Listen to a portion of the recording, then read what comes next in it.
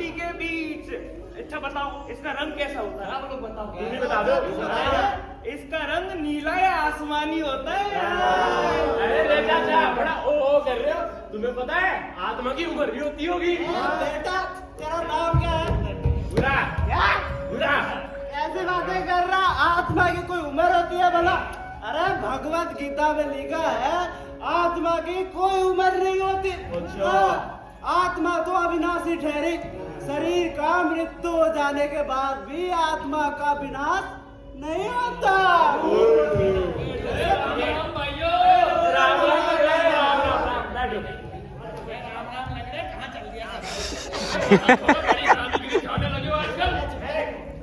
अरे वो सब भाई तुम लोगों को पता है गांव में क्या चल रहा है? अरे वो अपना श्रवण है ना, उसने अपनी पत्नी के साथ मिलकर अपने माँ बाप को घर से निकाल दिया। ये सब मेरे ही सामने हो रहा था। मैंने 2 थप्पड़ लगाए उसके।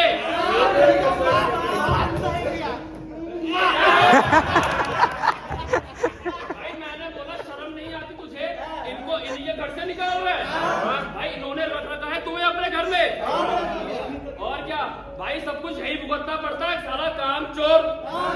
अरे यार मोहन, एक बात, इसमें उन बेचारों की क्या गलती? अरे माँ बाप ही ऐसे हो रहे, औलाद को सर पे बिठा रखा है। अरे भाई जब दबोगे तो सामने वाला दबाएगा ही ना। सही बात है भाई। वही सही कहा सतपाल। जिस घर में माँ बाप बच्चों से डरने लगे समझो घर का बंडल। अरे भाइयों तुम लोग को तो साले की टांगे तोड़ दो। सर फोड़ दो। अरे इस उम्र में माँ बाप को घर से बाहर निकालता भला कोई? पता नाम है श्रवण, काम करे वो कंस वाले। एक श्रवण त्रेता का था जो अपने अंधे माँ बाप को कंधे पर बिठाकर तीर्थ यात्रा घूम रहा था। तीर मारा था जिसे। अरे वही। अरे वो छोड़, एक है ये कलयुगी श्रवण, जिसे अंधे माँ बाप की सेवा ना करनी पड़े इसलिए घर से निकाल दिया। कलयुग है भाई, कलयुग। कलयुग है कलयुग। और यहाँ सब उल्टा पुल्टा ही होता है।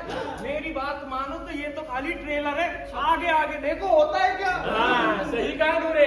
अरे इस पे किसी ने क्या खूब कही है? क्या कही है? अरे इस पे कही है त्रेता युग में दूध मिले, द्वापर युग में घी, कलयुग में दारू मिला।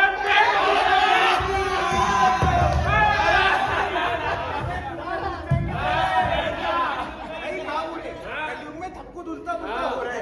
ऐसे लोगों का कुछ नहीं होता है। इसमें किसी ने कुछ तो कहा है, गौर से सुनो। अच्छा। सोई से हम जो कलदन हाली, जो कलदम तो बल आवाली, जो कहे धूत मत खली जाना, कलयुग तो ही गुणवत्त बताना। अरे मतलब दो आदमी कहते भी दूसरों का धन हलन करते हैं, वही बुद्धिमान है। तो मंदी अहंकारी कोई लोग अच्छे आचरण वाला मानते हैं, वो झूठ बोलता है और हठी दिल्लगी करना जानता है। कलयुग में वही गुणवान माना जाता है। अरे इस पे तुलसीदास जी ने भी क्या खूब कही है? तुलसीदास जी ने कही है सो कलिकाट कठिन दुर्गारी, बाप परायण सब नर नारी। अरे इसका मतलब कलयुग का समय बहुत कठिन है।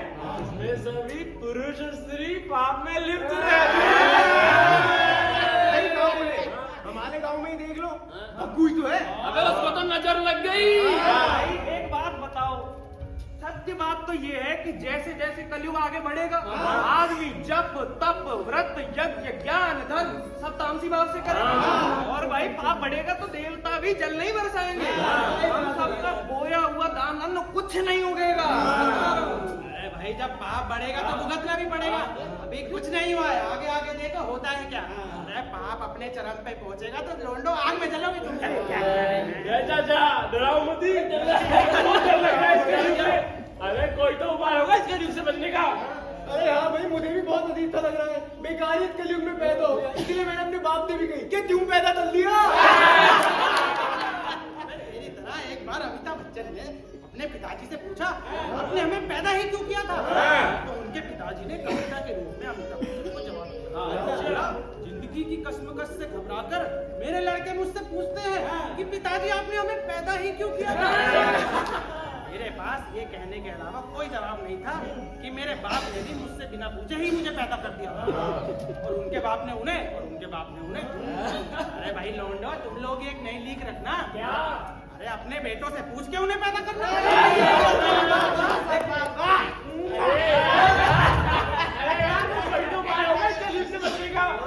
उपाय है ना, अच्छे काम करो और भगवान का नाम लो। कलियुग केवल नाम आधारा, सुमिर सुमिर नर तरी पारा।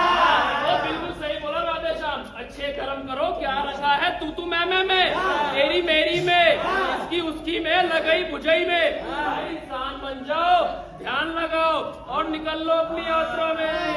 चाचा मजा कैसा है जीने में? अरे ये तो स्वाद है, तड़के जीने के। देखो चुगली चुगली खेले बगैर जिंदगी का मजा कैसा लगता। अब तेरे की सारी नशा उतार दे भैंस की। आप सबने खेल लिया बहुत धार्मिक। एक बात बताओ, तुम सब तो होली है भाई बूढ़े हैं, तुमने खेल लिया सब। भाई जब हमारी बात आई है तो कह रहे भाई मैदान छोड़ दो, स्वाद ही मत लो। भाई हम नहीं खेलते ऐसा। हम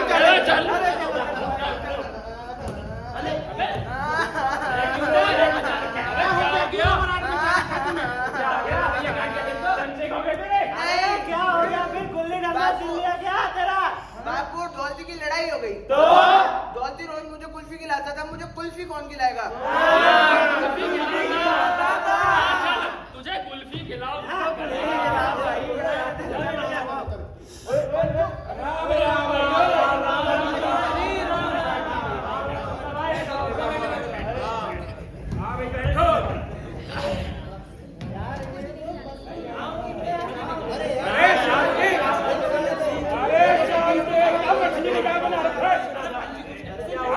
पंचायत शुरू करूं कि ना करूं?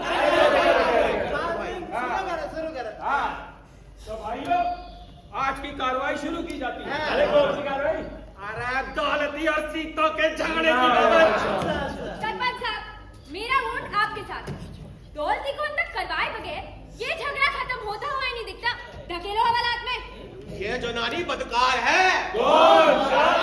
नहीं सीतो गाँव में कत्ल करवा कर ही मानेगी।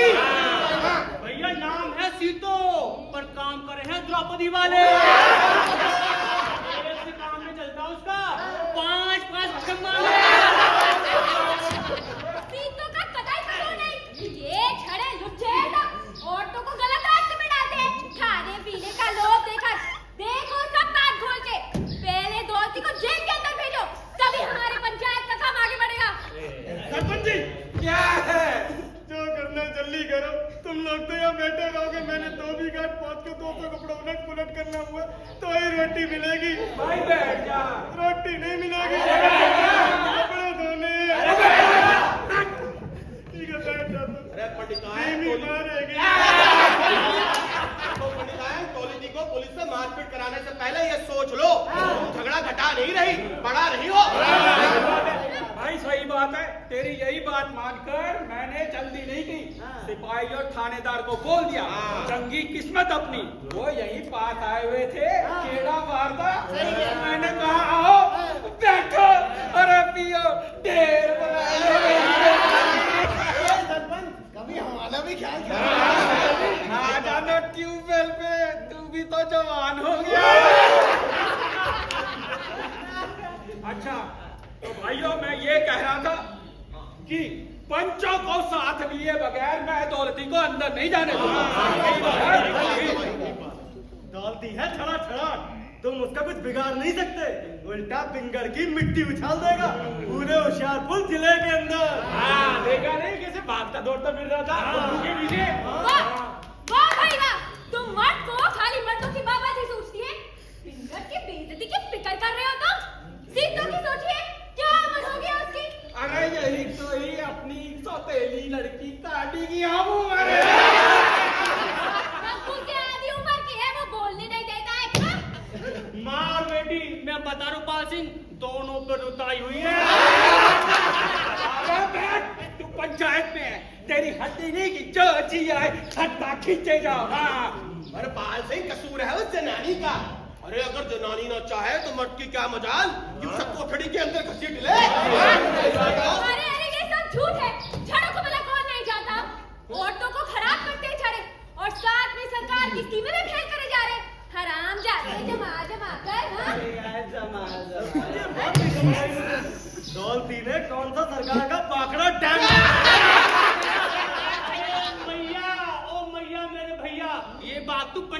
पूछ, अपने का कोई इल्म नहीं। क्या पता सी तो सरकारी जनानी हो।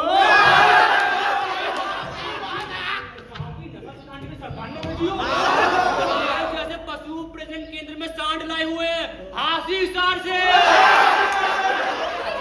देखा आपने सरपंच साहब, ये सब स्त्री को राम गौ समझते हैं। चंगी बुरी सबके एक ही खूंटे बांधते हो क्या? अरे स्त्री तो कोई अनपढ़ नहीं, आज जवान पास है।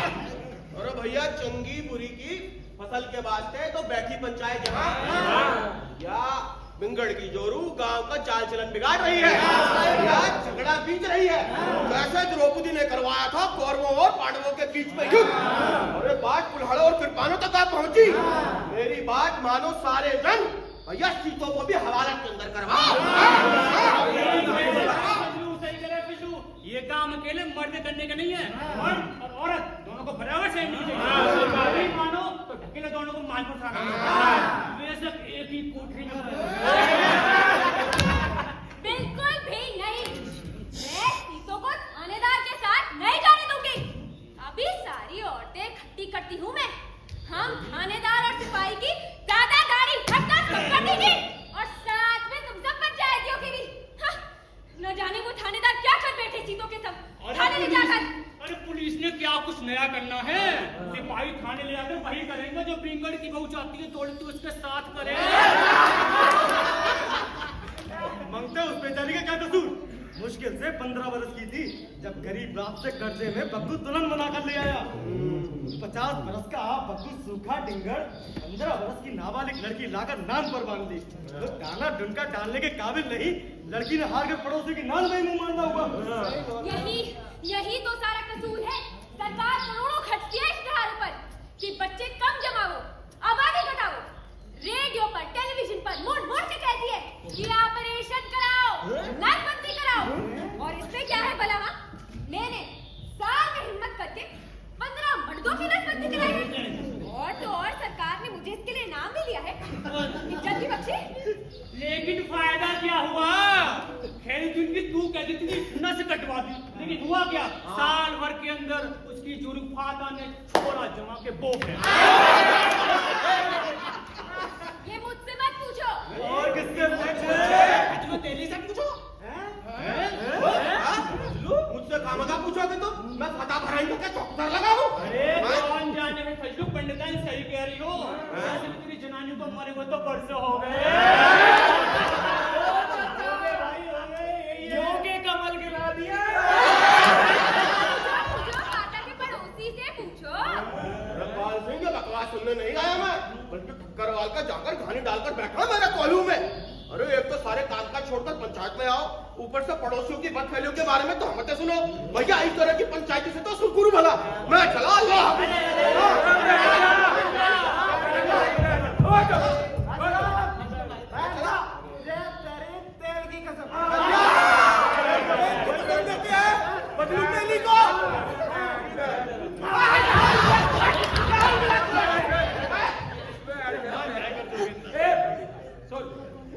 दूसरे पंचों को ऐसे छेड़े मत। अरे मैंने नाम तो नहीं लिया किसी का।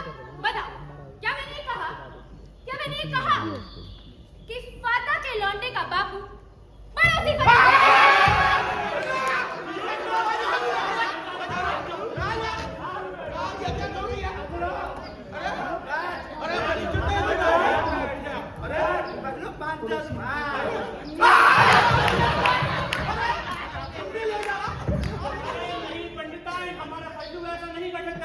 घर में 2-2 पीढ़ियां बिहाने लायक बैठी है। रोज रोज अपनी पड़ोसी फाता की सूनी सुनता है तो बेटियां क्या सीखेंगी? भाई क्या सीखेंगी?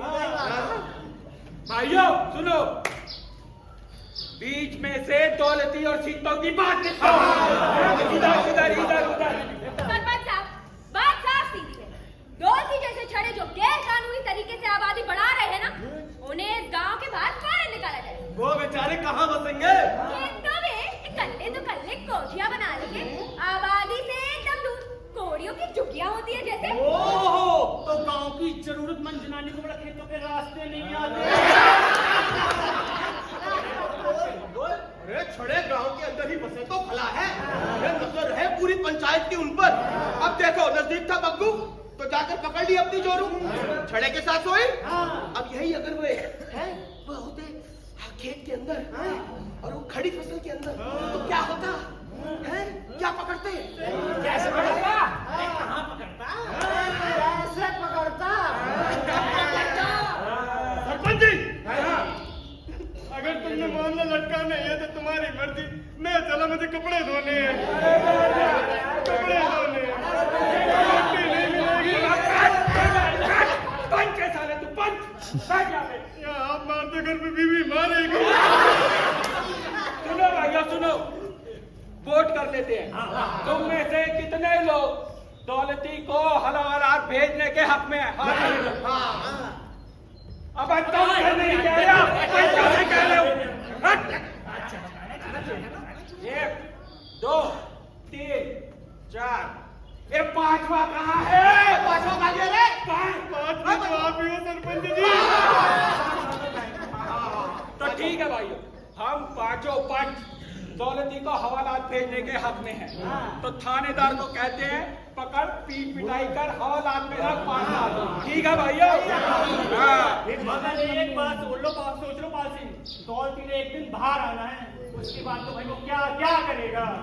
ममते जिद गौर तो बहुत है दौलती, एक बार मेरे साथ ऐसे ही करी, गला हुआ खीस दुलवाया मुझसे, वो फट गया। साले ने जिद में मेरी जनानी को सीटियां मारी। दौलती से ज्यादा तो उसकी माँ खतरनाक है। अगर तुम लोगों को लगता है ना दौलती बिंगड़ पे कुल्हाड़े चला देगा, तो उसकी माँ और सारी पंचायत और गांव की, माँ की, बहन की ऐसी तैसी सुबह शाम रात दिन करेगी। बता रहा हूँ बात। अरे तुम सबको अगर ऐसे डरपोक ही बनना था तो पंचायत के चुनाव में किस कैंडिडेट ने लड़ने को कहा था? सरपंच जी ने। मुझे फंसा देते हैं हर जगह। सुनो, हम 5 में से 4 पंच शारदा को छोड़ के सीतों को भी हवालात डालने के हक। ऐसे कैसे आप डाल सकते हैं सीतों को? मैं सीतों को इस गांव के बाहर पैर नहीं रखने दूंगी। अरे सरपंच भाई, ये लड़की तो हाथ से निकल रही है। मैं तो कहता हूँ उसकी जिधर भेज है भाईवाल, उधर ही भेजो उसकी सोनी। क्योंकि हीर और रांझे को अलग कराना अच्छी बात नहीं है। काट आए सकते हो भी 4 दिहाड़े ननिहाल में, उन्हें सब चोरियां यारियां भुला देती। नहीं नहीं काटने दूंगी मैं, चाहे मुझे महाभारत पूरा करनी पड़े।